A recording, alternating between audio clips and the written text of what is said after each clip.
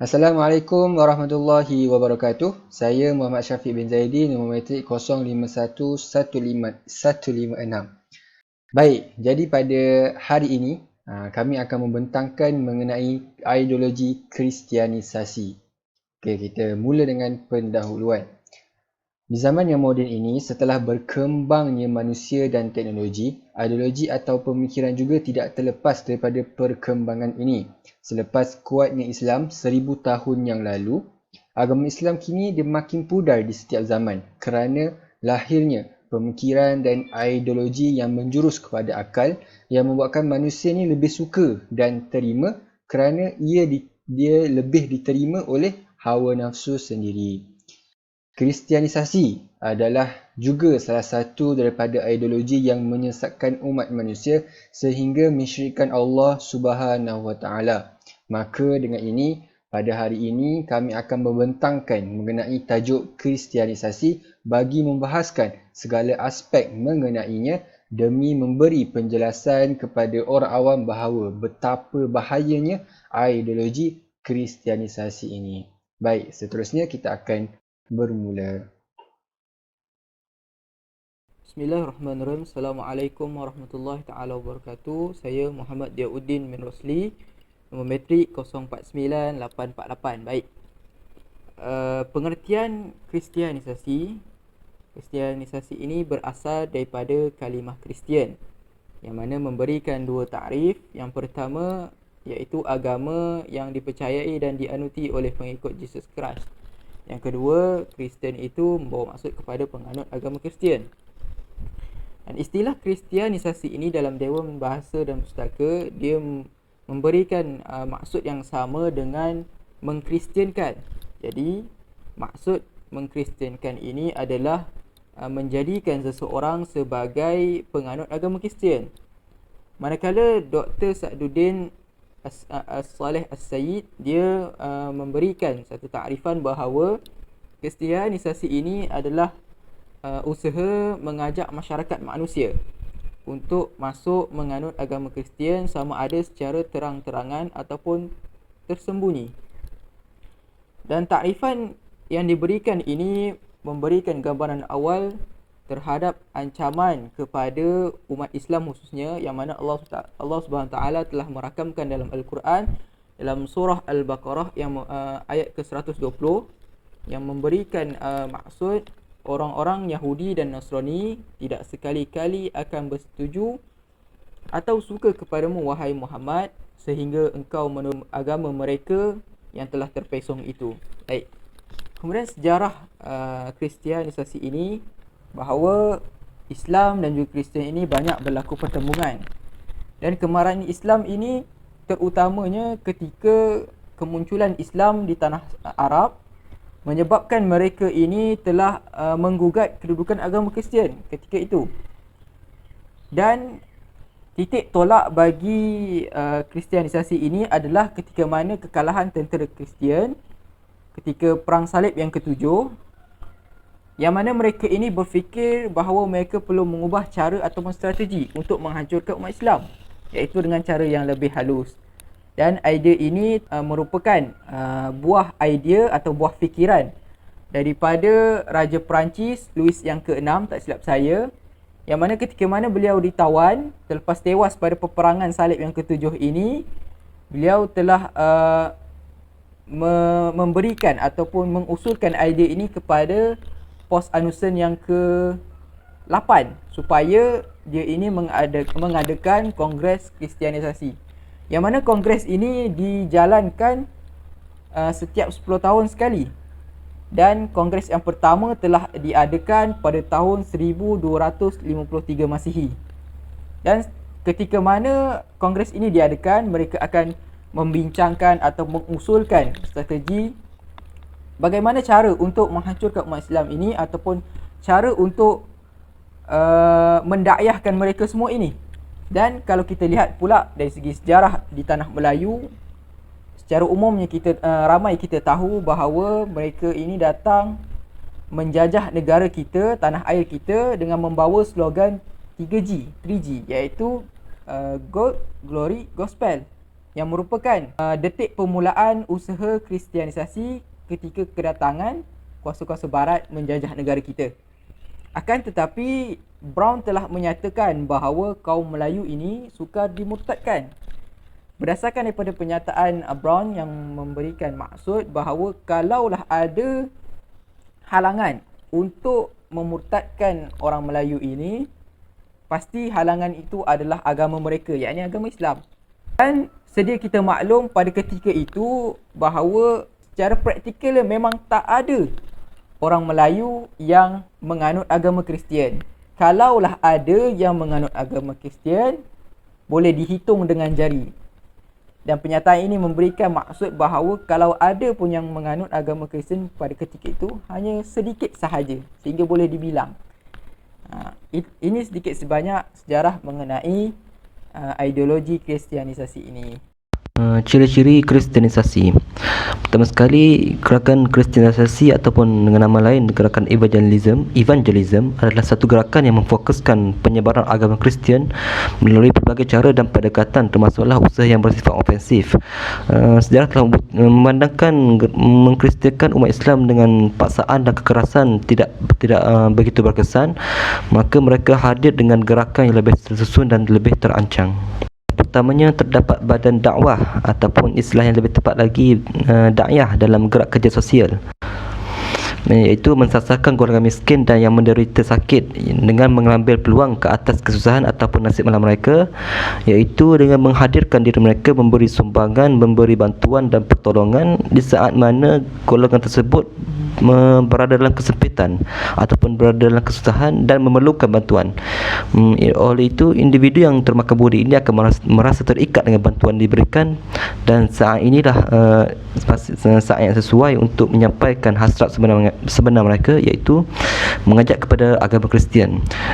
Cara ini juga secara tidak langsung menonjolkan agama Kristian itu sebagai agama yang prihatin ataupun cakna terhadap penganut dia. Di samping usaha mencuba mengkristiankan umat Islam, gerakan ini juga pada masa yang sama melancarkan gerakan menyekat penyebaran Islam, iaitu dengan metod memburukkan Islam di mata non-Muslim dengan melemparkan pelbagai tuduhan, misalnya Islam dilabelkan sebagai agama yang mendukung keganasan, agama peperangan, merendahkan martabat wanita, ataupun agama yang radikal dan agama yang menghalang kemajuan, yang mana tuduhan ini telah mengakibatkan persepsi yang buruk terhadap agama Islam.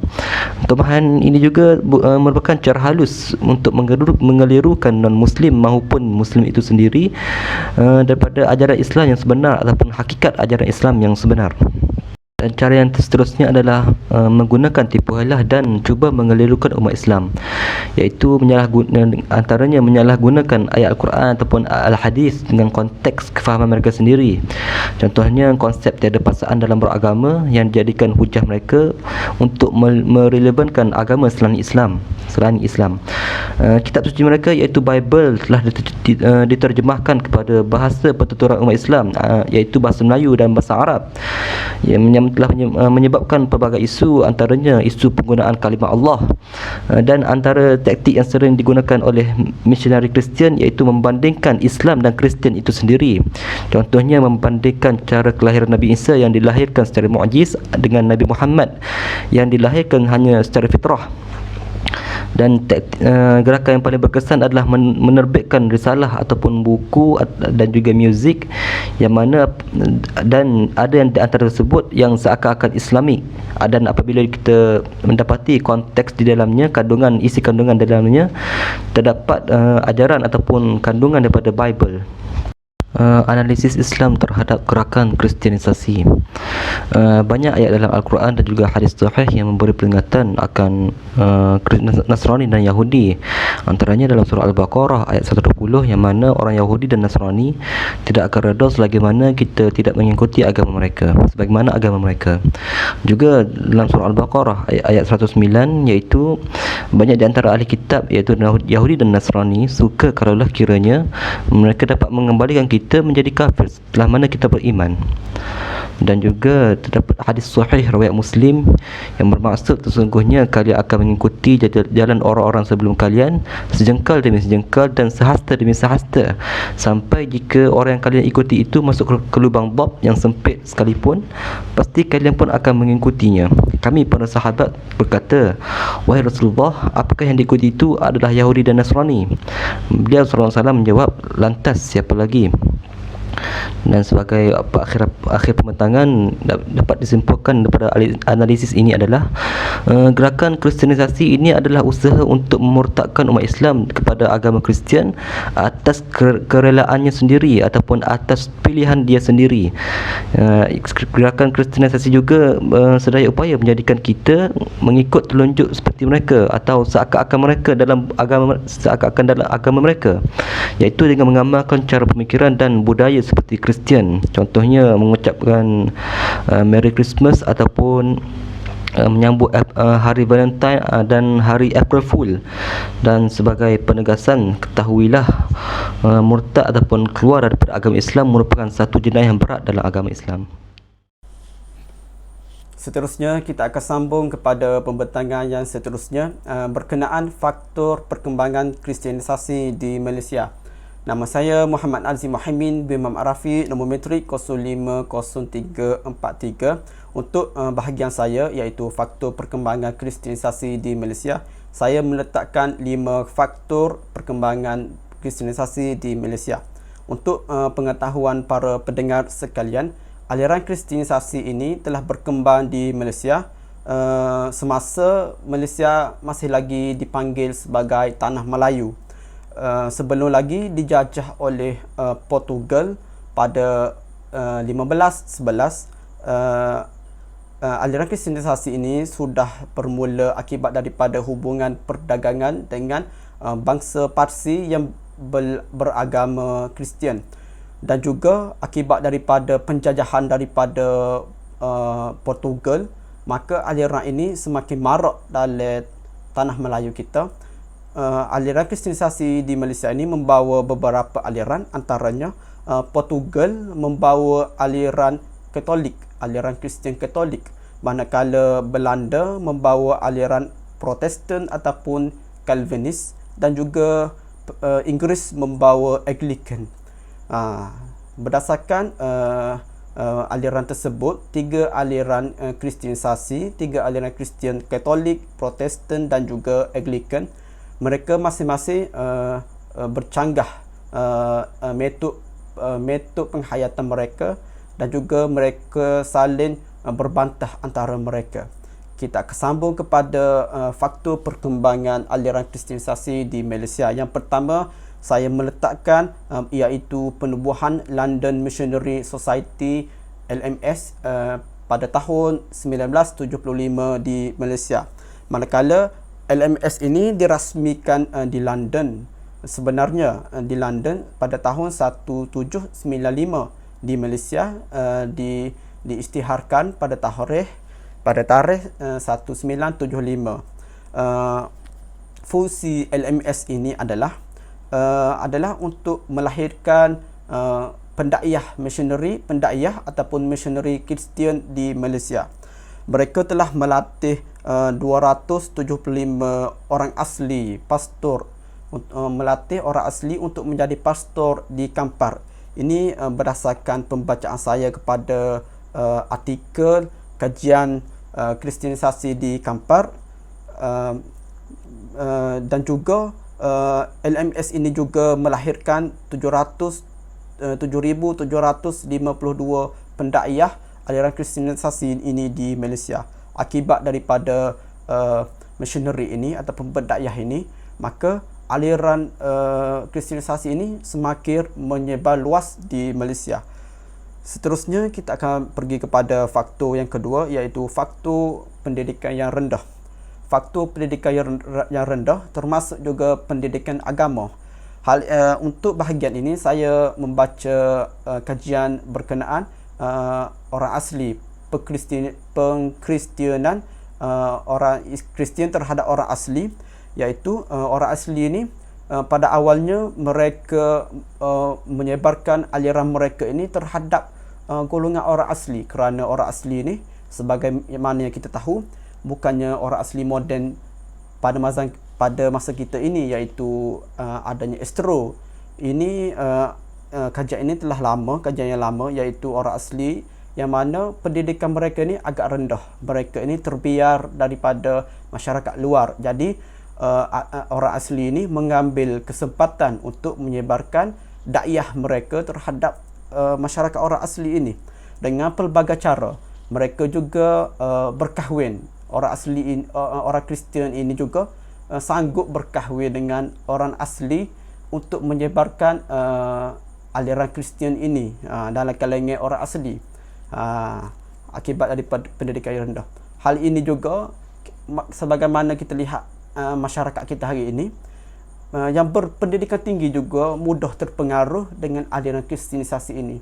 Sebagaimana saya melihat ada satunya isu di IPT ataupun IPTS, adanya pelajar beraliran Kristian ini mengajak pelajar lain yang Muslim untuk menyertai ataupun pergi ke gereja pada hari Ahad. Kenapa sanggupnya pelajar itu ikut? Disebabkan oleh gereja ini menawarkan pelbagai wang ringgit, pelbagai kemudahan kepada pelajar. Jadi mudah untuk pelajar yang imannya nipis ataupun tidak kuat untuk mengikut sama rakannya yang Kristian itu, untuk mengikut sama ke gereja. Berhati-hatilah teman-teman, kerana di dalam istana ada pengacar. Kita terus kepada poin yang ketiga, iaitu bergerak dalam bidang sosial. Pendakwah ataupun misionari Kristian ini suka bergerak dalam bidang kemasyarakatan kerana dapatnya mereka mendekatkan diri mereka kepada masyarakat. Lebih-lebih lagi masyarakat yang hidup dalam pendalaman yang memerlukan bantuan ataupun orang asli, kerana mereka ini dapat memberi bantuan dari segi bentuk material ataupun fizikal, kerana itu merupakan cara mereka ataupun soft skill mereka untuk mendekatkan diri mereka kepada masyarakat. Mereka bukan saja untuk memberi bantuan, mereka memberi bantuan dengan nama Kristian mereka. Kita terus kepada poin yang keempat, iaitu pembinaan gereja. Pembinaan gereja ini juga menyediakan kenderaan percuma kepada mereka yang ingin solat pada hari Ahad. Kalau kita sebagai Muslim itu kita ada solat hari Jumaat. Jadi mereka ini ada juga solat mereka pada hari Ahad itu. Pihak gereja ini menyediakan kenderaan percuma untuk ke gereja. Selain itu juga, gereja ini juga menyediakan pelbagai imbuhan ataupun allowance kepada penganutnya. Gereja ni noyaknya banyaknya duit gereja ni untuk mengkristianisasikan ataupun untuk menarik masyarakat untuk join ikut aliran Kristian ini. Mereka juga memberi pelbagai ataupun menjamin pelbagai kemudahan kewangan ataupun kebendaan. Itu merupakan faktor yang terbesar jugalah pembinaan gereja ini dalam mengkristianisasikan masyarakat di Malaysia. Kita terus kepada poin kita yang terakhir, iaitu poin yang kelima, persepsi negatif terhadap agama Islam. Ada sesetengah daripada masyarakat ataupun misioneri ataupun pendakwah agama Kristian ini menyebarkan isu, menyebarkan perkara negatif terhadap agama Islam. Mereka mengatakan bahawasanya agama Islam ini ekstrim, mundur, fundamentalis, konservatif dan juga mengongkol kehidupan. Jadi kepada mereka masyarakat ataupun kepada masyarakat yang tidak celik kepada agama Islam ini ataupun jahil terhadap agama Islam ini, mereka akan mudah tertipu dengan persepsi negatif tersebut. Dan juga media massa terkini juga memainkan peranan juga membantu mereka untuk menyebarkan persepsi negatif terhadap ajaran Islam ini. Itu saja untuk pembentangan saya pada kali ini. Assalamualaikum warahmatullahi taala wabarakatuh. Assalamualaikum warahmatullahi wabarakatuh. Nama saya Harun Asnami Mukhtar, nombor matrik 049588. Okay, pada hari ini saya akan membentangkan bahagian cara mengatasi masalah kristianisasi ataupun murtad ini sendiri. Pertamanya dari sudut pihak kerajaan. Peruntukan mengenai definisi murtad dan hukuman murtad mengikut perundangan Islam perlulah dilaksanakan agar jumlah golongan murtad ini dapat dihapuskan. Pihak berkuasa agama negeri dan mahkamah syariah mempunyai autoriti sendiri dalam usaha menangani masalah ini. Antaranya ialah penguasaan, pemantauan, khidmat nasihat dan sebagainya. Dan jika sekiranya ada individu yang ke arah ingin murtad, perlulah pihak berwajib memberi bimbingan yang berterusan dengan masa yang secukupnya supaya pesalah dapat memahami kesilapannya atau kesalahannya. Sekiranya pesalah masih ingkar dan tidak menerima ajaran yang sebenar, bolehlah dikenakan hukuman. Okey. Yang keduanya, NGO, iaitu pertubuhan bukan kerajaan.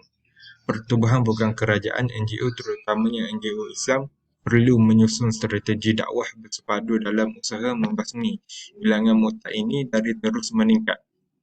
Pelbagai NGO yang beraspirasikan Islam seperti Angkatan Belia Islam Malaysia (ABIM), Peguam Pembela Islam (PPI), Wadah Pencerdasan Umat (Wadah), Persatuan Peguam Syar'i Malaysia (PGSM), Muslim Professional Forum (MPF) dan sebagainya.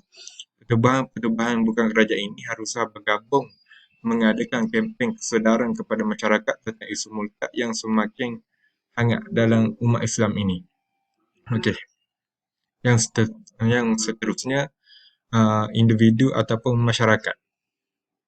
Penekanan terhadap ilmu-ilmu asas seperti ilmu-ilmu Al-Quran, ilmu-ilmu hadis dan lain-lain tuntutan fardu ain perlulah dipertekadkan sampai tuntutan mempelajari ilmu-ilmu falsafah Islam dan Barat.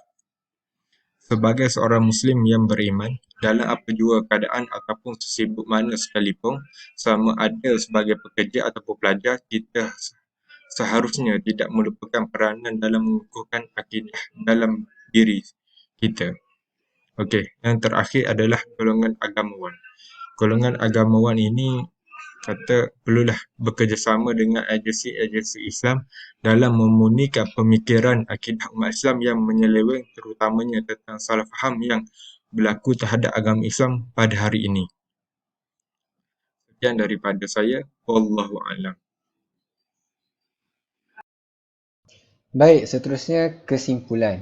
Lepas kita dah dengar segala aspek mengenai kristianisasi, start daripada pengertian, bagaimana kristianisasi ini boleh berkembang dan macam mana kita nak banteras ideologi ini.